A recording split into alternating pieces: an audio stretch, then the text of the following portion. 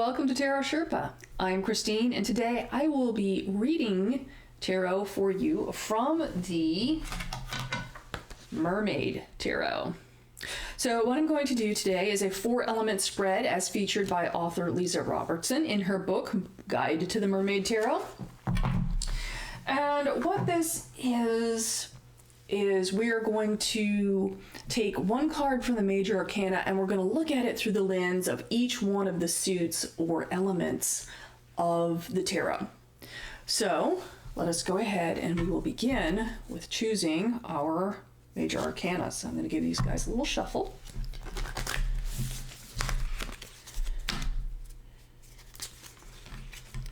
And we'll see who pops out. All right. Who needs to speak today?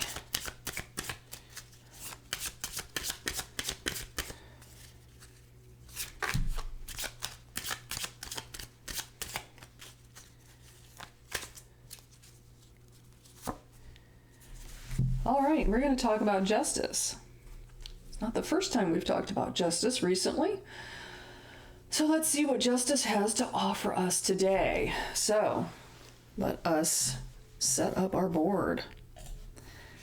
So justice is going to be our major arcana. Where are we along this path? Okay, so let's look to the swords first. Let's look to the swords. So how are the winds of change blowing? Do they favor you or do they offer resistance? Let's think about, is the wind in our sails or our sails going slack?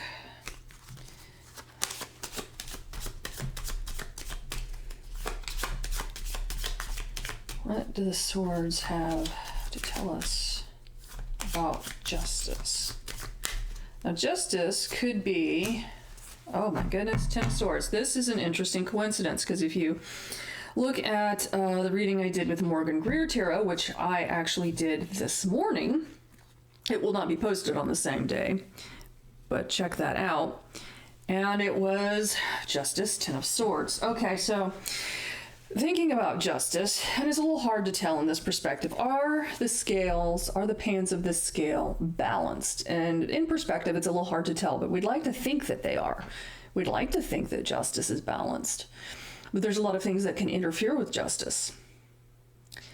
There's a lot of agendas. There's baggage. There's prejudices. There's the concept of mercy, on the other hand. There's permissiveness. There's acceptance. I mean, so justice is a really fleeting concept that we find in our daily life, in our earthly life. What is justice?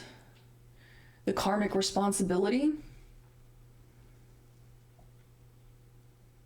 Karmic responsibility sits well with me today. And then we go, how are the winds of change? Okay.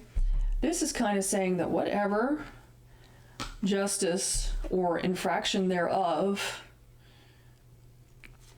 you've seen the worst of it. You've seen the worst. Things are kind of coming to a turning point because honestly, it can't get any worse than this. This is saying that you've been through the hard stuff. So being a 10 is the end of one cycle and the beginning of another. So this could be the turning over of a new situation, of a new leaf. Okay. Our next suit that we're going to look at is the suit of cups. So let's think about the flow. Let's think about the emotions. What is the flow of this situation or problem? Is the water flowing where it needs to, or is this, moody, stagnant? Are we in the muck? Are we in the slow moving? Are we in the doldrums?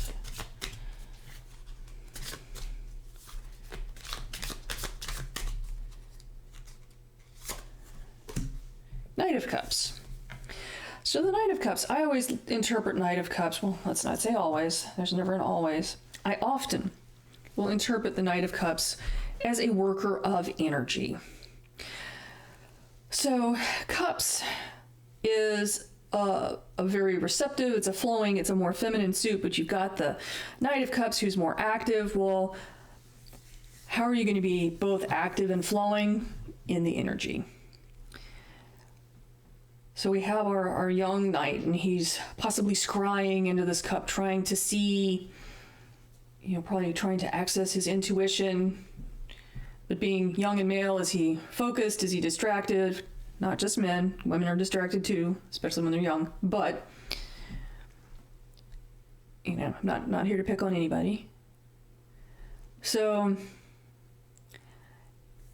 since we're at the end of this cycle, it's time to sort of get a feeling for what's next.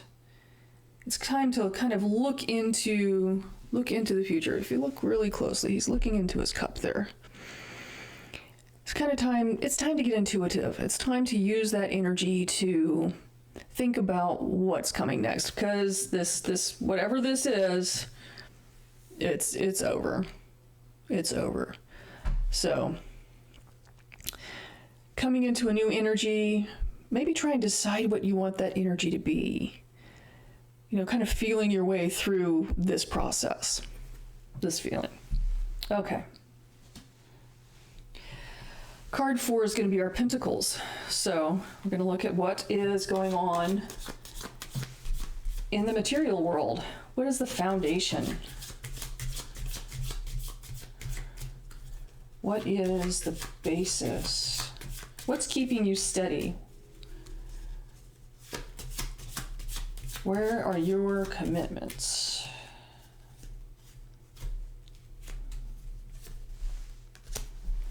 Eight of Pentacles. Okay, you're committed to doing the work. You are committed to working hard on this. You're committed to doing what needs to be done. And as these little people are, they're sharing the results. Sharing the results with the other mermaids, with the wildlife, with the fairies, with even her little froggy friend here. See that? It's adorable. But Eight of Pentacles. So you're committed to seeing this through, and that is a really good thing, and that is where you're going to find your success, is in your commitment here. You're going to do the work, and you're going to have something to show for it. You're going to have some mastery to show for it, because Eight of Pentacles is about doing the work, but it's also having done so much of it that you become an expert.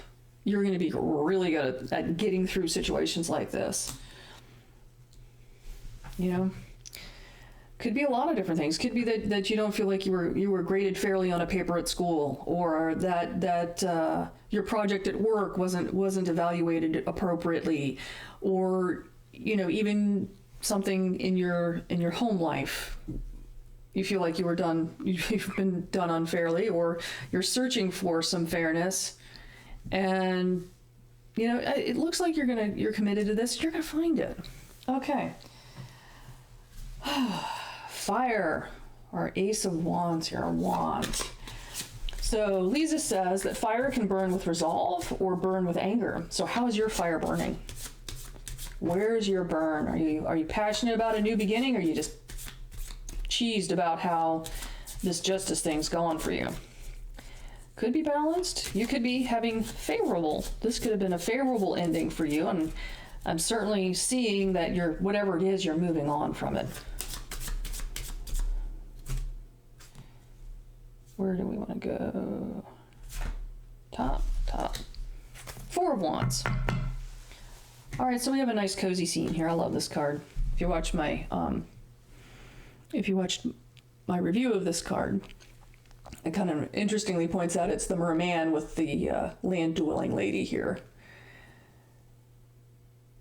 Very romantic Four of Wands. So, romance aside, this is a successful conclusion. This is a point of celebration. This is coming together with friends, or having ideas even come together.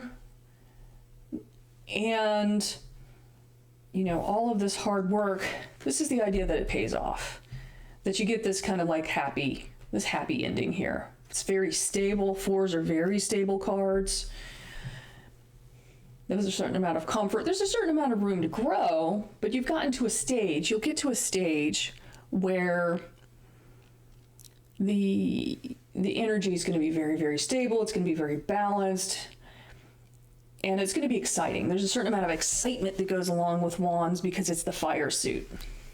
So as you're kind of figuring this out, yeah, keep doing the work. Keep that commitment up. Keep that commitment to you. Because whatever this is, it's over. You know, oh gosh, I was talking to a friend the other night who had been laid off from her job because her company got acquired by another one, and they just didn't need two people doing that. So the company that did the acquisition kept all its people, and it fired the people from the company acquired. Not her fault. You might say that, well, that's not very just, but whatever it was, it's over. She found a new way, she did the work, she got a new job. That could be you, it could be something completely different, but it's the same kind of cycle. Something happens. Maybe it's great, maybe it's not, but there's a certain amount of you know, there's a little bit of, not necessarily karma that you've done something wrong. Could be karma that it's a lesson you need to learn in self-reliance, becoming very fruitful for you. A lot of interpretation could come out of just these few cards. All right.